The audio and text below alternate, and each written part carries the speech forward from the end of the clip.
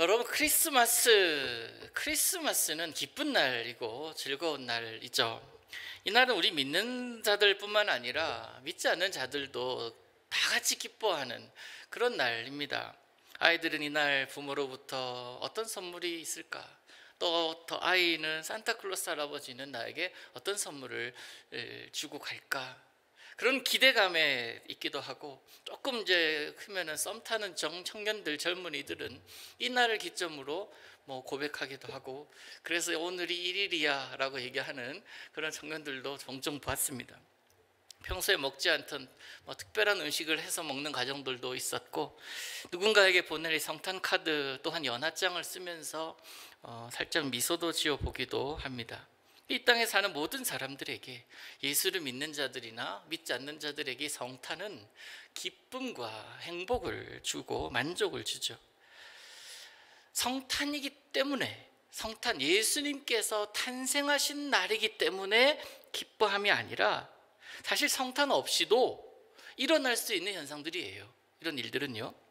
그렇기 때문에 어떤 면에서 보면 예수님께서 태어나실 당시의 모습은 지금 우리가 기뻐하고 지금 우리가 즐거워하고 막 성탄을 기다리면서 설레는 그런 모습보다는 너무나 다른 모습의 성탄이었다라고 해도 과언이 아닙니다. 태어날 당시의 모습은 즐겁지 않았어요. 태어나심의 모습도 그렇게 보기 좋지 않았습니다. 어떤 상황인지 한번 들여다봅니다.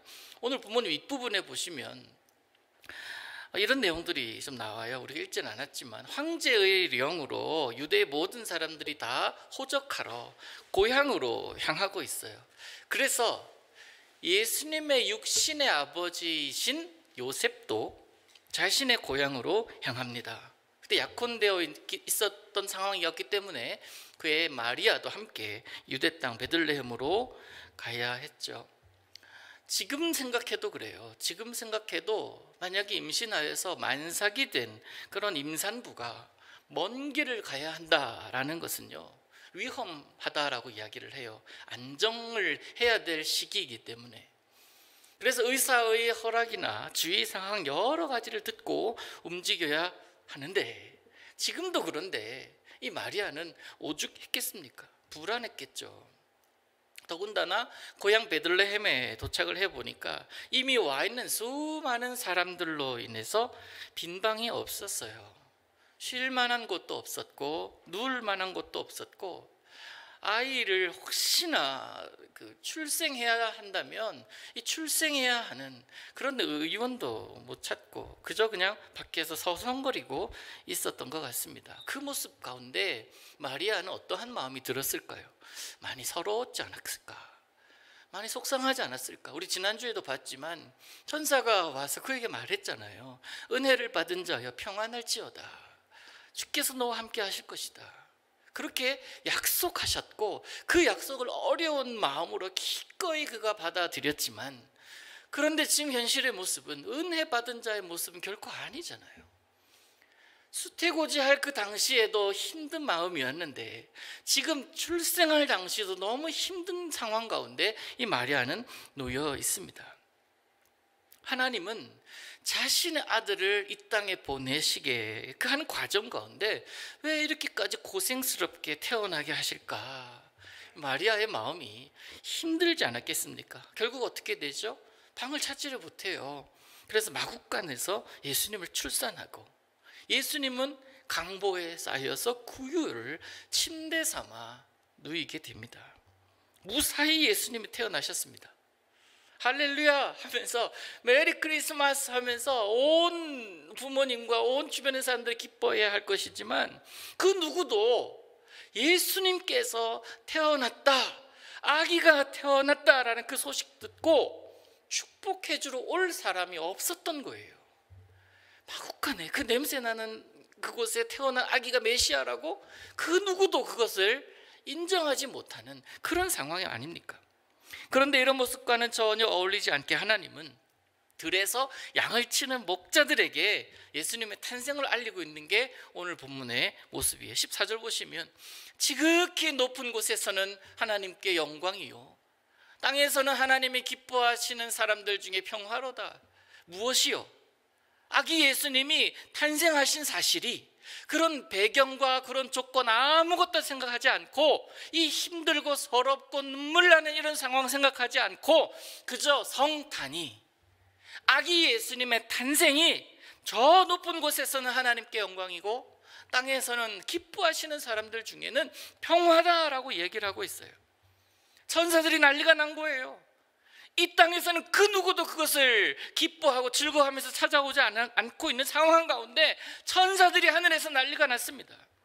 보잘것없는 탄생, 초락이 그지없는 탄생을 통해서 그들은 뭐라고 얘기합니까? 하나님께서 영광 받으셨다 라고 이야기를 하고 있습니다. 이 소식은 너희들에게 큰 기쁨의 좋은 소식이라고까지 이야기를 합니다. 여러분, 만약 우리 가운데 누구라도 이런 출생의 모습, 출생의 배경을 가지고 있다면 드러내고 싶지 않을 수도 있지 않겠습니까?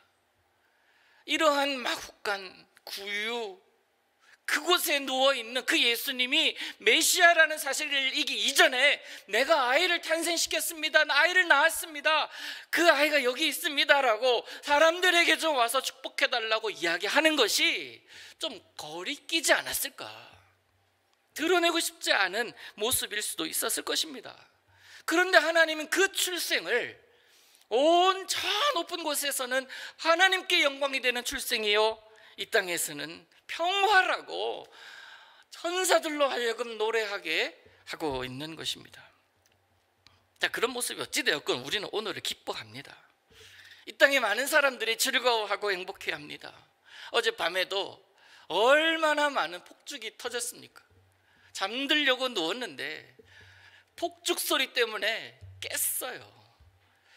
어두우면 어두울수록 반짝반짝 빛나는 그 폭죽이 많은 사람들에게 즐거움이 되고 기쁨이 되고 황홀함이 되고 그렇게 되었지만, 그러나 정작 예수님의 탄생을 바라보고 있는 요셉과 마리아는 그 마음속에 어쩌면 정말 예수님 맞나? 하는 그런 생각을 하지 않았을까 하는 생각을 해봅니다. 어쨌든 그런 축복을 하는, 또 축복의 폭죽을 터뜨리는 그런 모습, 이유는 다양합니다. 오랜만에 우리 가족들이 모이기도 하는 날이기도 했습니다. 그래서 우리 가운데는 우리 자녀들도 지금 많이 왔잖아요. 우연이도 왔고 정민이도 왔고 진우도 오고 그러면서 함께 즐거워하잖아요. 오랜만에 그들이 가족들을 만나는 날이기 때문에 즐거워하기도 하고, 휴일이라서 일하지 않아도 되잖아요. 그래서 즐겁습니다. 기쁩니다. 또 우리가 성탄 장식을 하지 않습니까? 그러면서 기뻐하고 즐거워하고, 가게들은 이 성탄에 오히려 대목이라고 생각을 하면서 큰 수입이 있어서 그 수입으로 인해서 많은 사람들에게 더 나누어 줄 수 있어서 좋아하고 기뻐합니다. 여러분, 메리 크리스마스 우리가 예배 시작하기 전에 불렀잖아요. 얘기했잖아요. 메리 크리스마스, 메리 크리스마스. 요즘은 해피 크리스마스로 많이 바뀌어가는 추세예요. 메리 크리스마스와 해피 크리스마스는 전적으로 달라요. 메리 크리스마스의 메리라는 뜻은 뭐냐면, 헬라어에서 그 어근이 있는데 기뻐하고 즐거움이라는 것이 있지만 무엇으로 인한 즐거움, 무엇으로 인한 기쁨이냐면 저 높은 곳으로부터 오는 즐거움이에요. 내가 만들어내고 내 상황 속에서 오는 기쁨이 아니라 하나님으로부터 오는 즐거움을 표현한 게 메리예요. 크리스마스는 뭡니까? 예수 그리스도를 예배한다라는 거잖아요. 저 높은 곳으로부터 오신 그 예수 그리스도를 예배하는 것이 나에게는 기쁨입니다, 즐거움입니다라는 것이 메리 크리스마스예요. 그 뜻이 담겨 있는데 요즘은 메리 크리스마스라고 하지 못하게 해요. 해피 크리스, 그냥 홀리데이라고 생각하라는 거예요. 홀리데이. 굉장히 개념이 바뀌어가고 있습니다. 주님 주시는 기쁨, 하나님이 주시는 기쁨으로 메리 크리스마스 외치는 그 외침이 점점 사라져가고 그저 그냥 휴일이기 때문에 즐거워하는 그런 모습으로 우리는 변해가고 있는 시대에 살고 있어요. 설교 서두에도 언급했었지만 이런 기쁨은 하나님이 말씀하신, 천사들이 노래하고 있는 큰 기쁨의 좋은 소식이라기보다는, 또 본질적인 기쁨이라기보다는 모두에게 적용되지 않는 기쁨이에요. 예수님 없이도 해피할 수 있거든요. 오랜만에 온 아들로 인하여 기뻐할 수 있고, 예수 안 믿는 사람도 이것은 쉬는 날이기 때문에 즐거워할 수가 있는 날 아닙니까?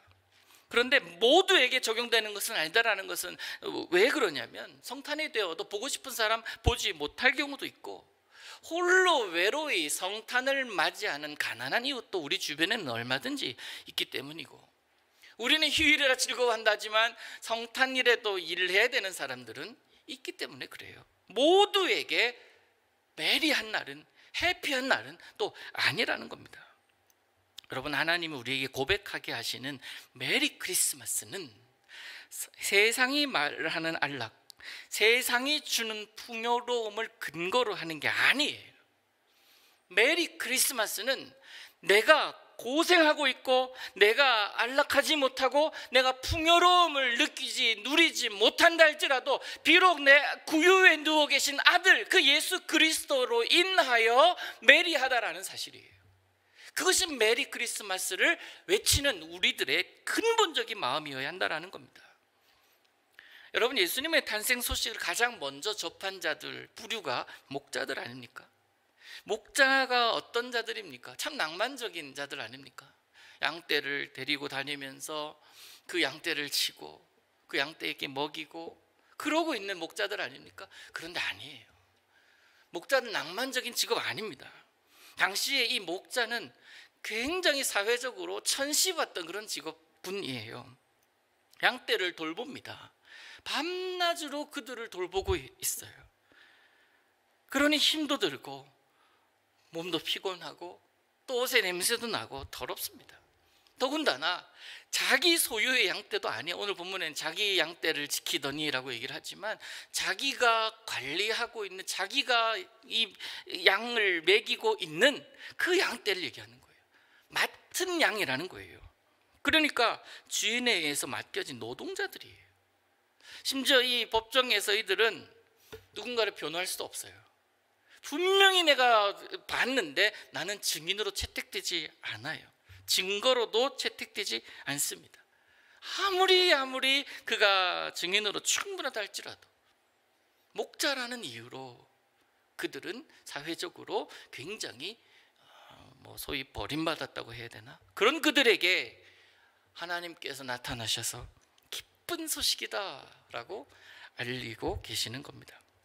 그러면 정말 성탄을 기뻐해야 되는 이유가 무엇일까 생각하면 할수록 많지만, 우리 메리라는 그 단어를 기억하면 주님께서 임하셨기 때문이라는 사실은 알지만, 우리 구체적으로 딱 두 가지만 생각을 해보고자 합니다. 무엇보다 탄생의 가장 큰 의미는, 그 첫째가 뭐냐면, 그 탄생은 목적이 분명했다. 목적이 뭡니까? 구원을 이루기 위함이다라는 거예요. 예수 그리스도 이 땅에 오심은, 성탄은 구원을 이루기 위함이라는 분명한 목적이 있기 때문에 그렇습니다. 그 성탄이 없었다면 우리는 구원받을 길이 없기 때문에 그래요. 로마서 3장 23절 보시면 이런 말씀이 있어요. 모든 사람이 죄를 범하였음에 하나님의 영광에 이르지 못하였더니, 모든 사람이라고 했습니다. 모든 사람. 그 모든 사람이라는 범주에서 빠질 수 있는 사람은 아무도 없습니다. 당시 목자나 동방박사나 율법을 가르치던 학자들이나 제사장 그룹이나, 또한 오늘로 따지면 저와 여러분도 예외는 아니에요. 모든 사람에게 다 포함되어 있습니다. 그 죄 때문에 우리가 영광에 이르지 못하다가 이 땅에 오신 예수님으로 인하여 그 영광을 누릴 수 있게 됐다라는 거예요. 그것이 우리에게 큰 기쁨의 좋은 소식이다라고 얘기할 수가 있는 겁니다. 성탄의 의미를 알지 못한 채 마냥 기뻐하는 것, 이 세상에서 잠시 기뻐할 수 있습니다. 즐거워할 수 있어요. 그런데 그것이 일시적인 기쁨이잖아요. 일시적인 즐거움이잖아요. 결국 그 길의 결국은 사망이에요. 이유는 알고 기뻐해야 되지 않겠습니까? 세상이 주는 기쁨, 단순한 쾌락을 영원할 거다라고 생각하는 것은 착각입니다. 누구도 그렇게 생각하지 않아요. 그러나 그렇게 생각하고 그럴 것을 기대하면서 살아가는 자들이 얼마나 많은지 몰라요. 위험합니다. 그래서 우리가 기억하자는 거예요. 성탄은 분명한 목적이 있다. 그 목적은 구원이다. 우리는 그 성탄을 나를 위해 있는 것으로 받아들이고 여기는 자들입니다. 그러기에 그 성탄이 바로 우리에게 구원을 이루었다라고 고백하는 자들이에요. 그것이 얼마나 큰 하나님께 영광이 되겠습니까? 그러기에 우리는 큰 기쁨의 좋은 소식이라고 하고, 그러한 자들이 있기 때문에 하나님께는 큰 영광이고 우리에게는 평화다라고 이야기를 하고 있는 거죠. 두 번째는요, 성탄하신 예수님께서 우리의 뭐가 된다? 목자가 되어주시기 때문에 우리는 기뻐해야 돼요. 말씀드렸듯이 목자라는 직업은 당시 존경받거나 대우받는 직업 아니었어요. 3D 직업이에요. 소위 말하면 어렵고 힘들고 위험한 그런 직책이었습니다. 가난한 사람이 아니고서는 목자의 일을 하기를 꺼려했어요. 그런데 하나님은 그 탄생 소식을 그들에게 나타나셔서 제일 먼저 가르쳐 주시고 보여주셨다. 그러면서 예수님께서 어떤 길을 가십니까? 목자의 길을 가세요. 예수님이 친히 목자가 되어주십니다. 요한복음 10장 14절 보시면 뭐라고 되어 있어요? 나는 선한 목자라.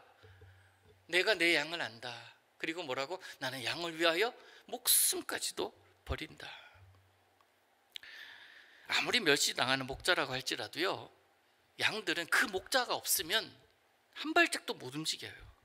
무지하기 때문에, 약하기 때문에, 맹수들에게 힘없이 당하는 존재들이기 때문에, 그래서 목자가 필요합니다.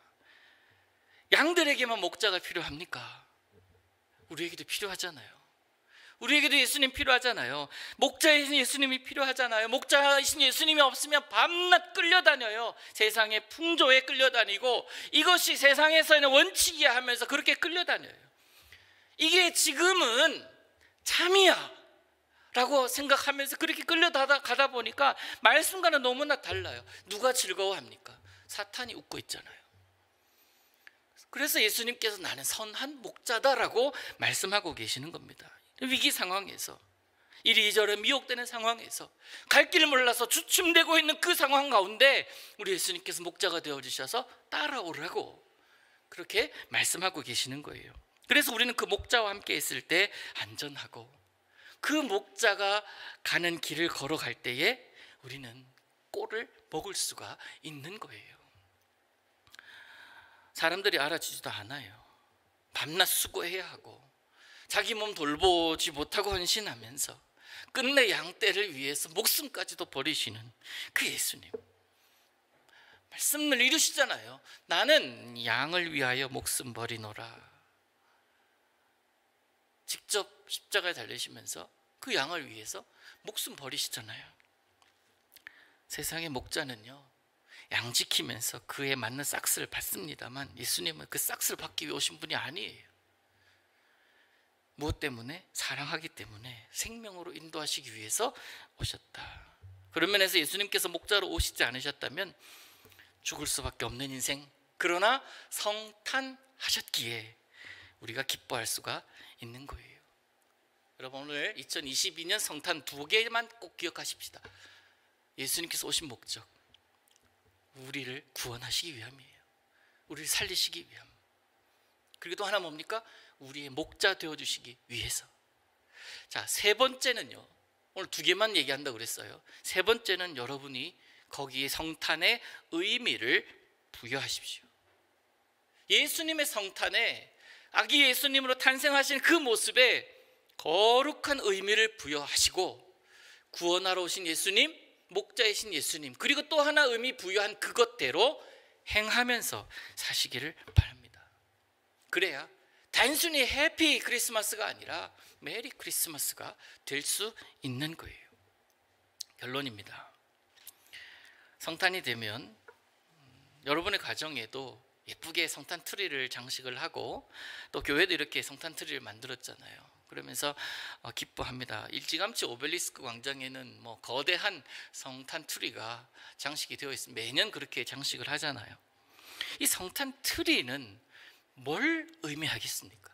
생각해 보셨어요? 이 성탄 트리가 의미하는 게 뭘까요?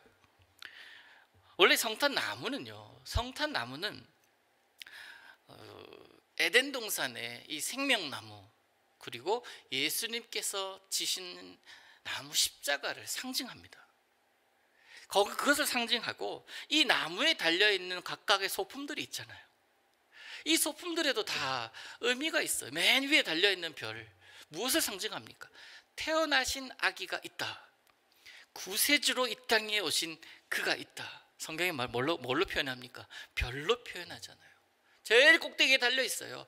이것이 너희들을 위하여 태어난 예수 그리스도를 의미하는 것이다, 확증하는 것이다 라고 거기에 의미를 부여합니다.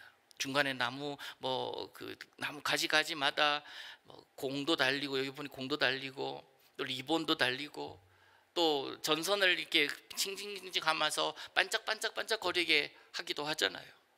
때로는 빨간 색깔, 또 초록 색깔, 또 하얀 색깔 이용해서 온갖 장식을 다 합니다. 반짝거리는 전구, 여기 지금 켜진 않았지만 반짝거리는 전구를 표현할 때는 그걸 뭘 표현하는지 아세요? 예수님은 이 세상의 빛이시다 라는 걸 표현을 해요.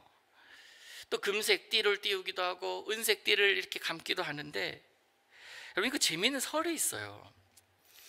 여기도 지금 여기는 우리 금색 이거를 띠 리본을 이렇게 달았지만 칭칭칭칭 감기도 해요.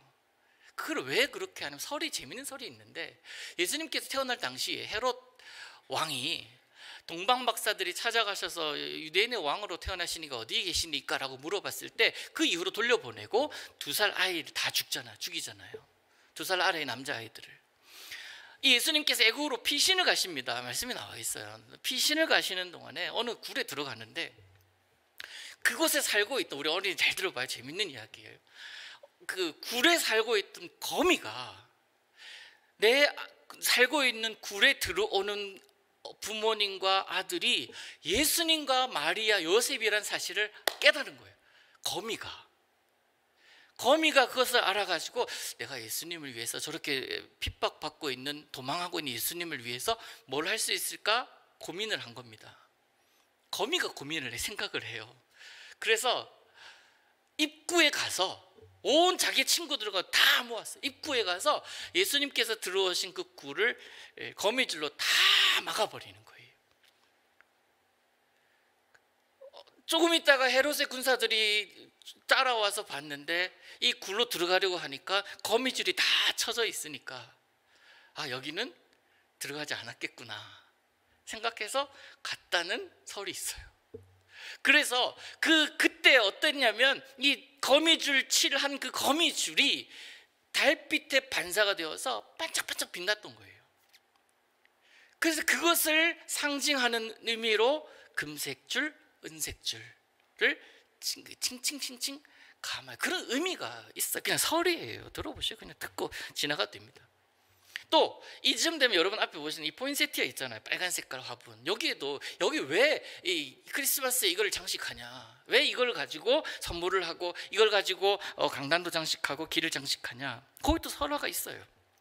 어느 마을에 성탄 전날 밤에 크리스마스 이브 날 예배를 드리러 각기 이제 다 올라가는 예배를 참석하러 가고 있는데 모두가, 근데 선물을 들고 가야 되는데 선물 마련할 돈이 없는 한 소녀가 있었대요. 정석껏 그래서 길에다가 가면서 꽃다발 하나 만들어서 예배에 참석을 했는데 다 귀한 선물들을 주님께 드렸는데, 그 소녀가 드릴 차례가 되어서 주님께 드리는 순간에 그 꽃다발이 그냥 들꽃이었는데 갑자기 빛나더라는 거예요. 빛나서 이 꽃다발이 점점 붉게 변하더니 너무나 보기 아름다운 붉은 색깔의 꽃이 되더라는 거예요.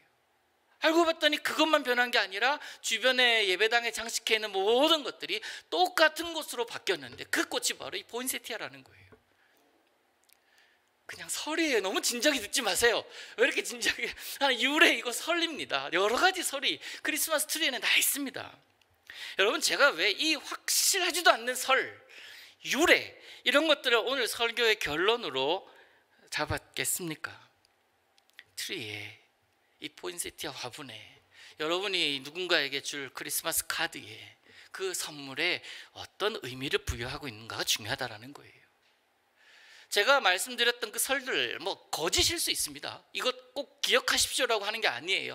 그런 설들이 있습니다만은 거기에 내가 어떤 의미를 부여하는가? 저는 성탄의 의미를 두 가지로 딱 부여했습니다. 구원과 목자. 그리고 하나 더 여러분 스스로가 그 의미를 부여해 보시기를 바라요. 그래서 성탄은 이런 것이야. 성탄은 나에게 이런 의미가 있어 라고 생각하고 판단하시고 결단하셨다면 그렇게 예수를 따르자고요. 그러한 마음으로 예수님을 믿자고요. 예수님의 탄생에 나는 어떤 의미를 부여하는가?